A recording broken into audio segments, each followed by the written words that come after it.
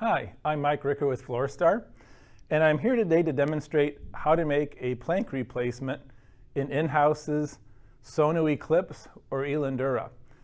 It's very similar to replacing planks in SPCs and floating wood floors, but because of the locking system used, it's a little different. There's a little nuance to it, so I've been asked to demonstrate it.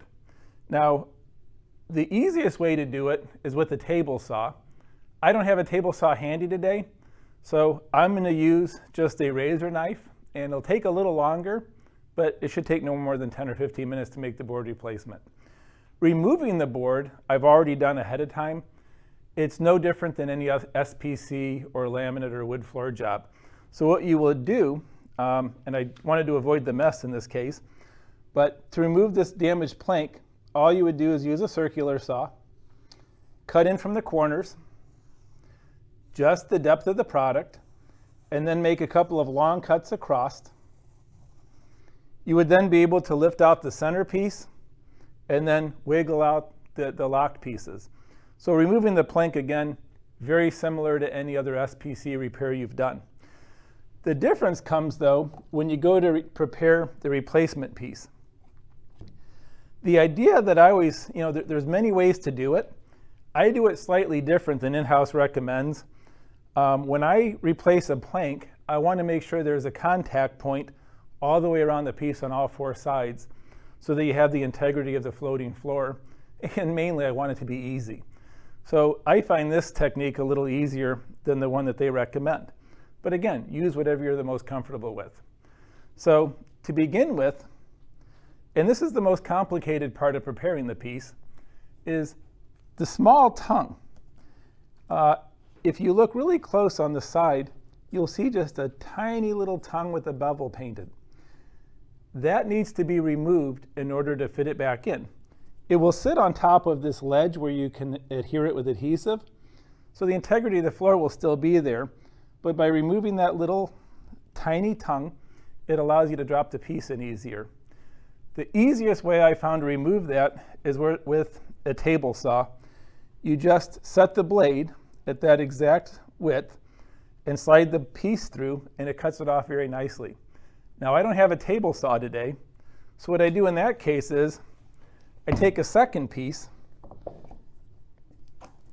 and I will lock them together lengthwise, okay? And then, not on top of the finished floor like I'm doing here because I don't want to damage the finished floor, but I would take a piece of box. So here's my Sono box.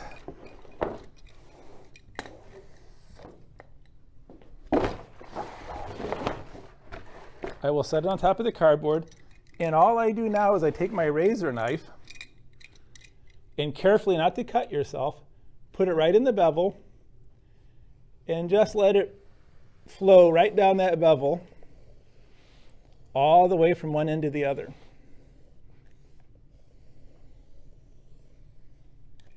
Make sure you cut onto the cardboard. And be careful not to go off on the piece and damage the top of the piece. But I will run this through here, nice and slow and pushing down pretty hard, and it'll follow that bevel precisely. And I will do that 4 or 5 times until I've cut almost all the way through that bevel. Then I will take out the piece that I'm preparing, which is this piece, and you'll see it has a nice score right down along the top of that bevel. I can then take my knife and slowly remove that piece, just like this, all the way down. So I can remove that tongue with just a razor knife, working slowly from one end to the other, and being careful not to damage the face of the product.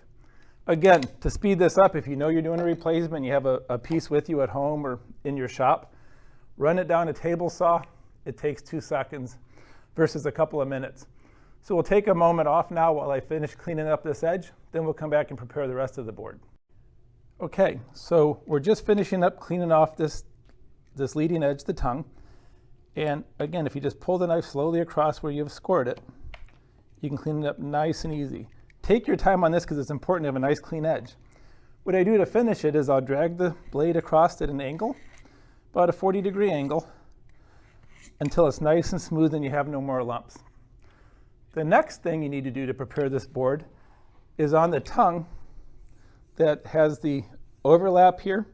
So as you face the tongue facing away from you, it'd be on the left-hand side. You want to take this little lip that's overhanging off. And the easiest way to do that is just to lay it down and just draw your knife across it, being careful not to cut yourself. And cut that little lip off, just like this.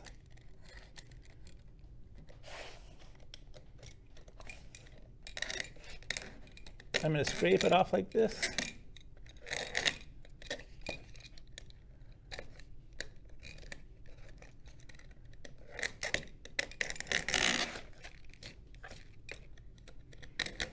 And you want to make sure that that little bump on the tongue has been scraped nice and smooth. So take all the time you need. And again, if you want to look at what I did is, I've just taken that little bump, kind of like if you were installing it under a door jamb and needed to slide it in. So you're going to leave the extension on there. You're just going to take that little bump off. Then the last thing that we need to do is prepare the leading edge. So the way I prepare this is, I want to cut the tongue off of the end of the board here about 2 inches. So again, do it on the cardboard, not on the finished floor. Score it, snap it, and then cut the pad off the back. Okay? So I'm going to clean this up a little more all 4 sides. We'll be back to take a final look at it and install it. Okay, so we have the board all prepared. Just to review, the first thing we did was we took off the small tongue on the trailing edge.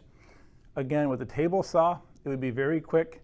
Without a table saw, I locked it into another piece, scribed it, and then took my time cutting and scraping it off slightly so it's all smooth and even. Don't worry about losing that colored bevel. The colored bevel is actually on the next piece. The colored bevel on this side just slides underneath so you won't be able to see it anyways. The next thing we did was we took off the little top bump on the locking system on the left side of the joint. And then finally, we cut off about 2 inches on the right side of the leading locking system to make it easier to engage it. At this point, we're ready to dry fit it. It's a good idea to have some suction cups to be able to remove it after you dry fit it, so then you can glue it in place permanently. If you're really confident, you can move right to the gluing step. One suggestion is you're going to be using super glue. Don't use like Gorilla Glue, because it's a urethane that will actually expand as it dries. Inexpensive super glue works best. I get these small bottles because they never reseal properly anyways. You can go to like Harbor Freight and get a 10-pack for a few dollars. Be very sparing with the glue, and always have some fingernail polish remover with acetone in case some gets on the top to remove it right away. Better yet, when I'm actually doing a repair in the field, I like to take blue tape or the green frog tape and outline the area I'm replacing first. That way it gives me cleaner details of what I'm cutting out of the floor before the sawdust starts to fly, so I don't overcut into a plank that I'm keeping. And then I leave it on after the plank's removed. That way if any glue gets on the top of the floor, it'll be sitting on top of the tape that I can just peel off and not have to worry about staining my floor. But once this hardens on the floor, it's almost impossible to remove. So always remove it immediately. And the only place you're going to use it is on this trailing edge here on top. So just put a very small amount on this top lip and on this end joint here. Those are going to hold it in place. You're going to weight it down while it dries, and the super glue will hold permanently.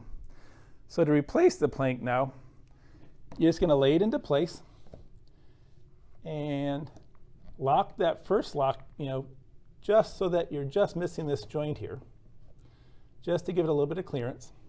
Then you're going to lock this long piece in with the locking system intact.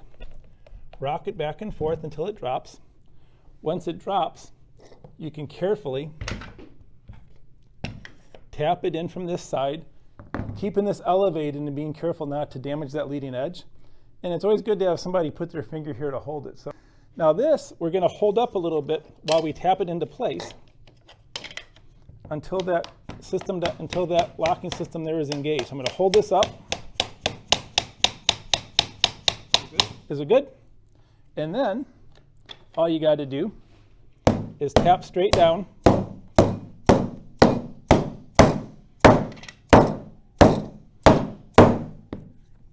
And you're going to weight this down again until the glue hardens, and then you will have your repair made. And of course, you won't have the red marks that I put on this to demonstrate. Again, shouldn't be a hard repair. The key is take your time, and if you have a table saw, it makes it a whole lot easier. Thank you. Any questions, please let us know.